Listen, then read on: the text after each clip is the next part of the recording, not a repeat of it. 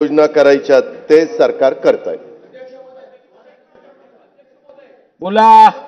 Point of information असा आहे अध्यक्ष महाराज की काल मराठा आरक्षणासंदर्भात सर्वपक्षीय बैठकीचं आयोजन करण्यात आलेलं होतं.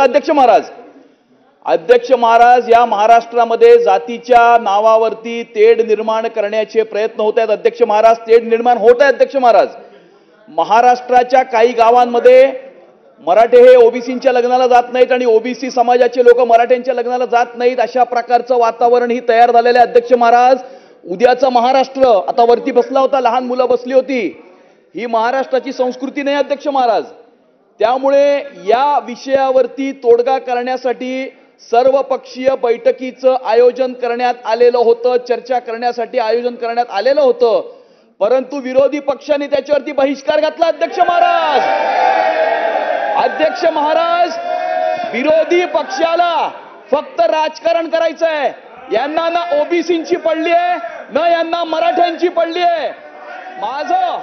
माझं या सभागृहाच्या मार्फत खुलं आव्हान आहे विरोधी पक्षाला अध्यक्ष महाराज की तुम्ही आज इथे जाहीर करूनच टाका की ओबीसी मधून मराठ्यांना आरक्षण देण्यासाठी तुमचा पाठिंबा आहे की नाहीये, हे आज जाहीर करून टाका.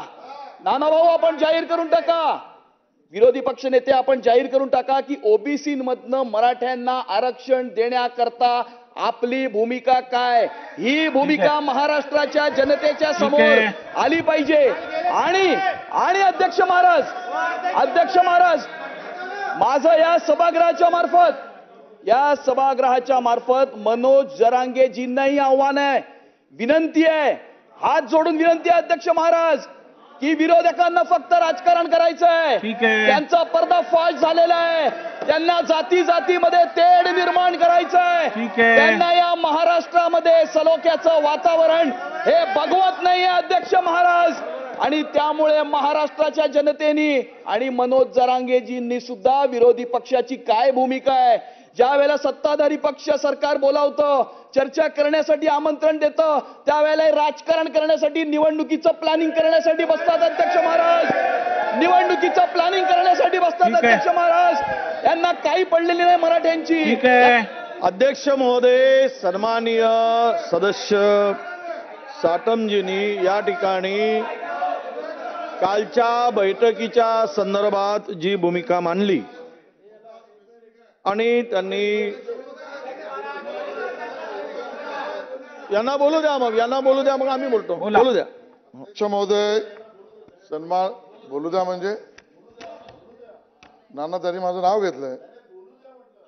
अध्यक्ष महोदय ज्या वेळेला बोलायला बोलवलं ते का नाही आले अध्यक्ष महोदय, हा प्रश्न आमचा. अध्यक्ष महोदय काल अध्यक्ष महोदय मराठा आरक्षणाच्या विषयात सर्व पक्षीय बैठक बोलवली, बाहेर तर तुम्ही दाखवता ऍक्टिंग वेगळी, आणि ज्या वेळेला त्या कारवाईवर किंवा त्या विषयावर निर्णय किंवा चर्चा करायची वेळ येते अगोदर सांगतात येणार, मग तुमच्या बरोबर आम्ही येऊ, मग ही चर्चा करू, आणि मग ऐन वेळेला असं काय होतं अध्यक्ष महोदय, विषय हा आहे महत्वाचा, ऐन वेळेला असा कोणाचा निरोप येतो, कोणाला फोन येतो, कोणाचा SMS येतो, आणि अध्यक्ष महोदय दुपारपर्यंत येतो म्हणणारे, बरोबर येतो म्हणणारे, जाताना बरोबर येतो म्हणणारे, अचानक असा कोण यांचा बोलवता धणी आहे अध्यक्ष महोदय की ज्या वेळेला मराठा आरक्षणाच्या विषयावर निर्णय घेण्याच्या बाबतीत सर्व पक्षीय बैठक बोलवण्याची भूमिका झाल्यानंतर यांच्या बाहेर सभागृहाच्या बाहेर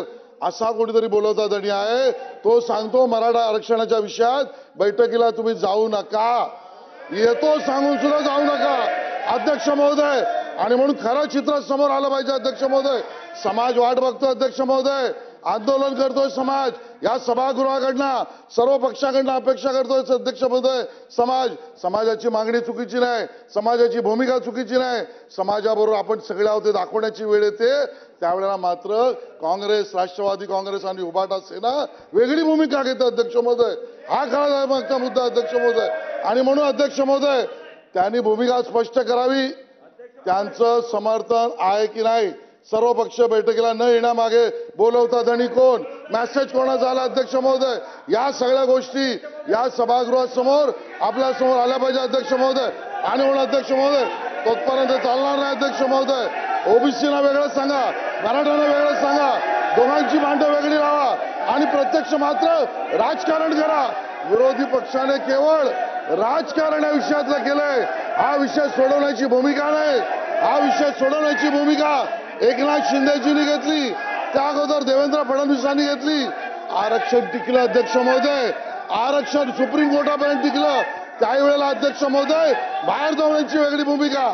आणि अध्यक्ष महोदय या राजकारणाला, मराठा समाज या विरोधी पक्षाच्या राजकारणाला एका अर्थाने पिचलाय, त्या अर्थाने तो निर्विरोध करतोय. आणि म्हणून यांची भूमिका काय अध्यक्ष महोदय, हा सगळ्यात महत्वाचा मुद्दा अध्यक्ष महोदय. सुप्रीम कोर्टापर्यंत आरक्षण टिकणारं देवेंद्रजीच्या सरकारने दिलं. अध्यक्ष महोदय आज 10% आरक्षण आहे दिलेलं अध्यक्ष महोदय. तरी अध्यक्ष महोदय त्या विषयावर मनोज जरांगे यांच्या भूमिकेला आपण समर्थन देत असाल तर तुम्ही का नाही आला अध्यक्ष महोदय. आणि म्हणून अध्यक्ष महोदय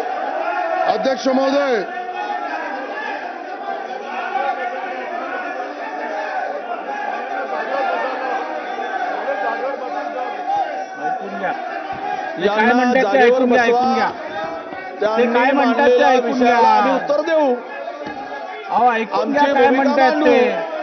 ऐकून तर घ्या. राजकारण कोण करताय ऐकून तर घ्या. संपूर्ण महाराष्ट्र ऐकून बघतोय तर घ्या. अध्यक्ष महोदय.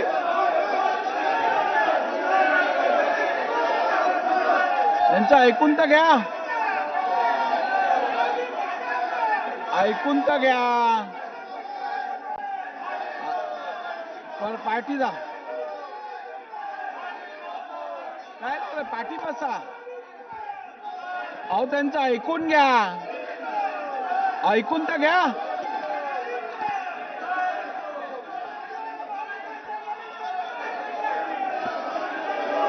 अध्यक्ष महोदय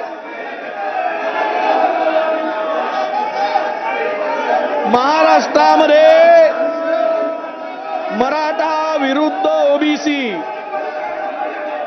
हा मुळात वाद उभं करण्याचं पाप असं काय करता. ऐकून तर घ्या. महायुती सरकारने केलेला आहे अध्यक्ष महोदय. ऐकून तर घ्या. आणि पाणी नाकात तोंडात घुसल्यानंतर यांना विरोधकाची आठवण झाली अध्यक्ष महोदय. खर तर यापूर्वी बसून घ्या. बसून घ्या. बसून घ्या. असं चालणार नाही सभागृह. असं चालणार नाही सभागृह. तुम्ही ऐकून तर घ्या त्यांचं.